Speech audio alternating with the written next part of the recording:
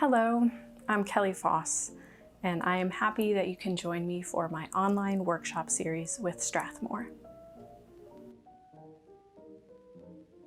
Today we're going to draw a still life. So here is my favorite pad of paper.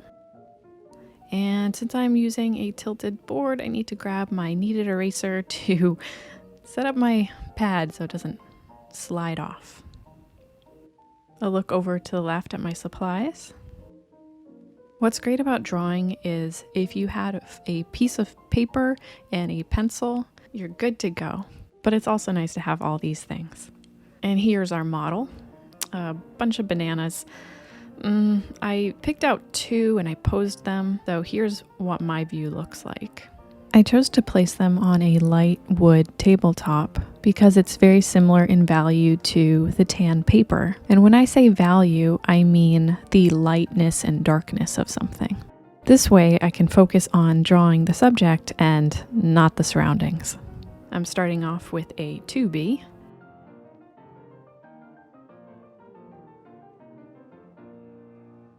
And I'm doing what is called a Blockin. So what's great about a Blockin is it's literally that. We are blocking in our image. So I'm looking for the major tilts and the major shape. I'm not really thinking of it as bananas right now. I'm just looking at it as a giant mass. If that's hard to do, you can squint. I'm looking over at my subject quite often, and I'm doing these tilt comparisons. And this is a point-to-point comparison. So I'm looking at the stem down to the end of that top banana, and I'm seeing that major tilt.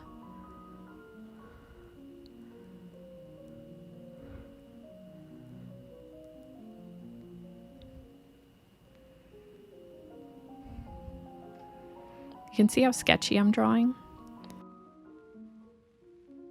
Now something is feeling off. Now this point-to-point comparison is interesting because it's this top banana. Its end relationship to the other banana is closer. So I'm going to move that other banana down a little bit lower.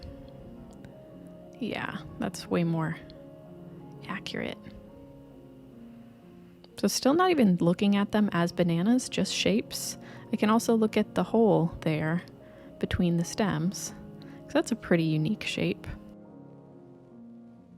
The Blockin is really about shape finding and mass comparisons and finding those tilts to agree with the subject that you have.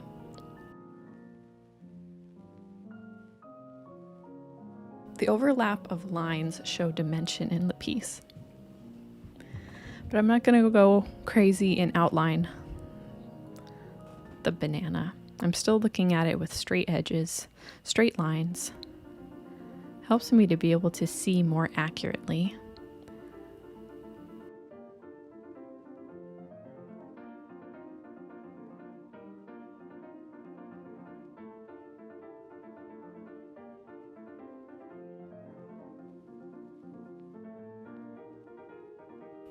So now I'm blocking in the shadows, and now that the shadows are generally blocked in, I can mass in the shadows.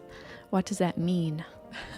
I'm grabbing my clean bit of tissue and just mushing together the graphite that is existing on the page.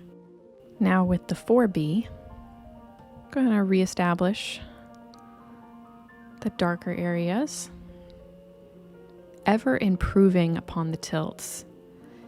You'll see I'm getting more specific with my line work, as before it was looser and sketchier. Now as I evaluate the piece more, I can be more confident in my mark making.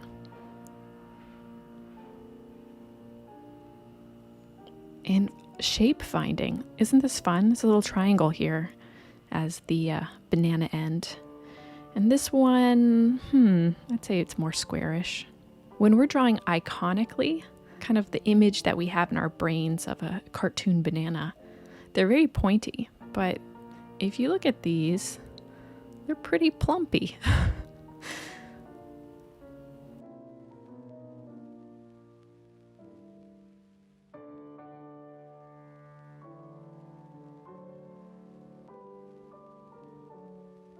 Okay, I'm widening the stem there. I'm making notations of that. I can see these major plane changes, and this is more of a shape. I'm just improving on all of my shapes. Now a little bit of a cleanup.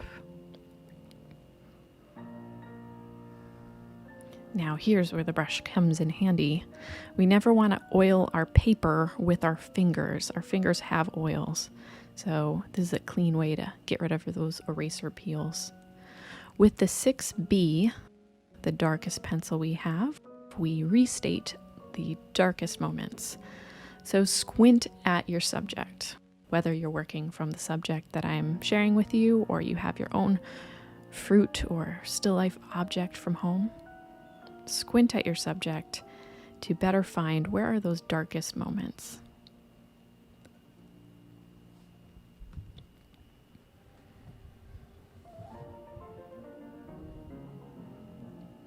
In areas that I don't need to be that dark, like these plane changes on the banana, I'm using my pencil very lightly. If this is difficult for you to do, just switch to a harder pencil, which out of the 3 we have, that would be the 2B. But right now I'm sticking with the 6B.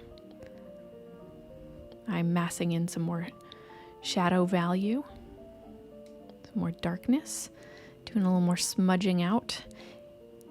And now I clean just the top plane of the banana or both of the bananas with the eraser.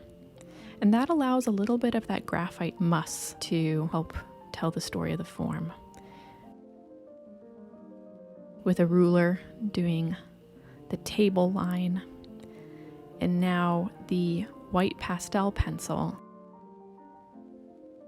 adding the lightest lights.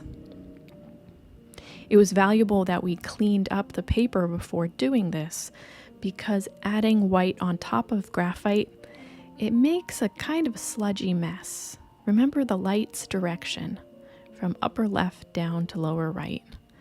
So that helps us to evaluate what is the lightest light. Sometimes we look at a subject like a banana and just see the whole thing is bright. But the theme of our lesson today is to not pop contrasts. Back to the 2B. So the harder pencil is good for subtle moments, like the turning of the form here. So I'm adding a little bit of value to help improve the banana's shape. And also I'm helping there to be a transition of value. From under the banana, it's a darker value, a darker shadow.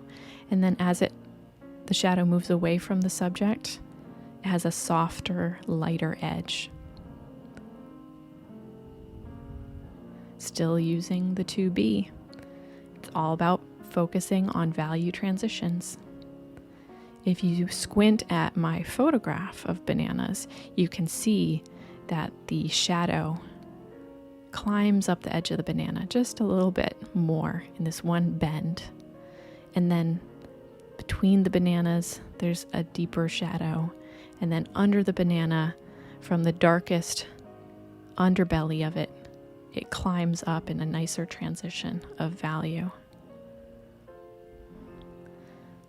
Cleaning up that stem.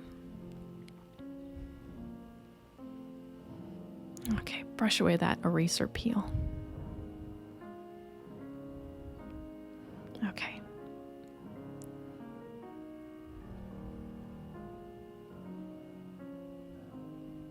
I love how this top banana is hanging over the tabletop. So that shows dimension with that distance between its dropped shadow and it.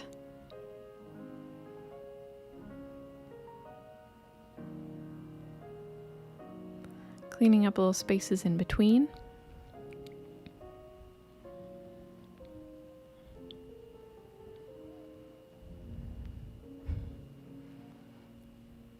Restating that line.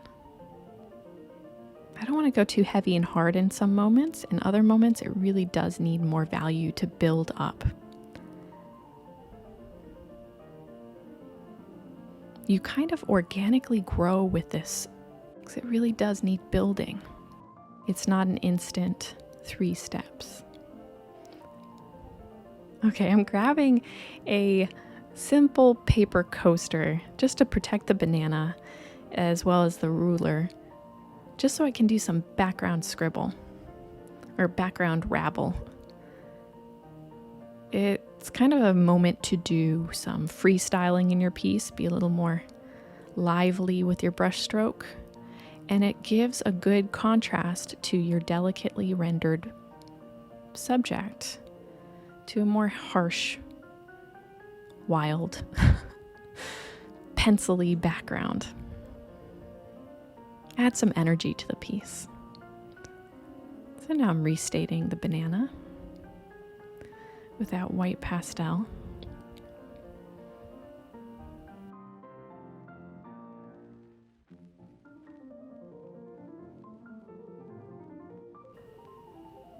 Back to the pencil 2B.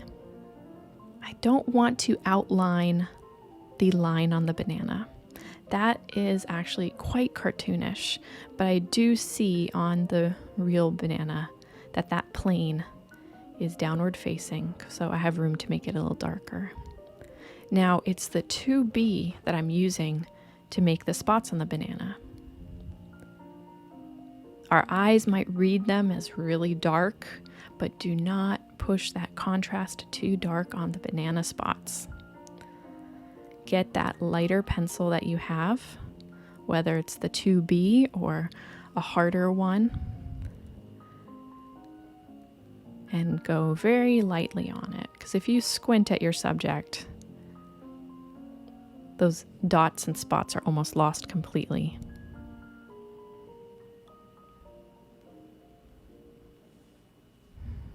Just be really delicate. Just a little more spotting and dotting here and there. My bananas aren't very old. I should have maybe waited a day.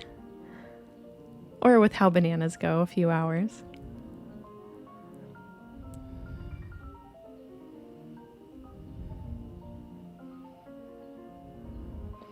When you work from life with the subject right in front of you, like something that's fading fast, like a banana, it's great because you have a self-imposed deadline to finish your piece.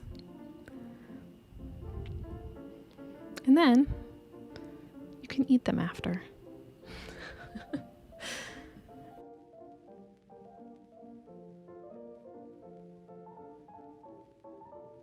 Okay, a little more darkness in the back, accentuating that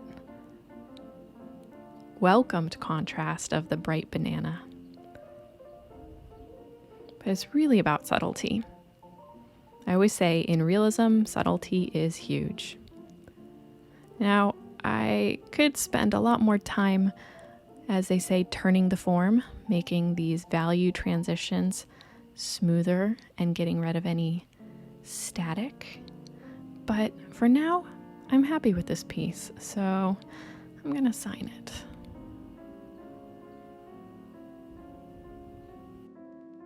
Before you leave, let's just talk about over contrasts. Through years, I've seen students do something like this, where they see a bright yellow banana and they just make the whole thing bright and completely ignore the tan paper. Allow the tan paper to do some of the heavy lifting in the piece.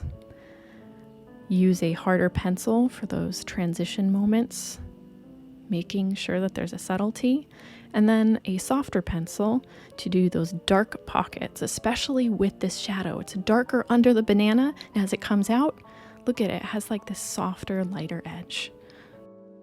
So before you leave your drawing today, just check those little points, and I guarantee you it'll improve its look. Thank you for drawing with me today.